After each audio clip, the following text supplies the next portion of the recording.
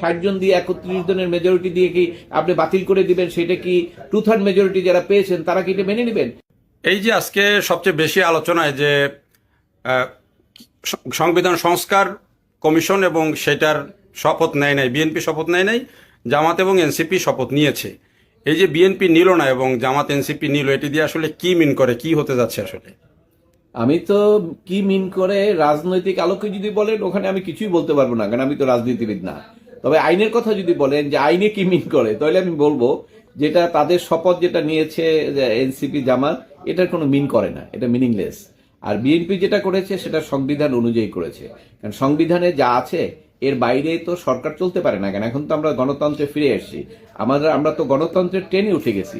এখন কি আর আপনি উল্টাপাল্টা ওই আগের মতো মব করলেন, এই এর পদত্যাগ করা হইতে হবে, এটা করবো, এগুলো তো আর চলবে না। কেন, আমরা তো গণতান্ত্রিক সিস্টেমে চলে আসছি। 2/3 মেজরিটি বিএনপি কে সাপোর্ট দিয়েছে। বিএনপি যে সমস্ত জিনিস তাদের ম্যানিফেস্টোর মধ্যে বলেছে সেগুলোর ব্যাপারে জনগণ পক্ষে রায় দিয়েছে।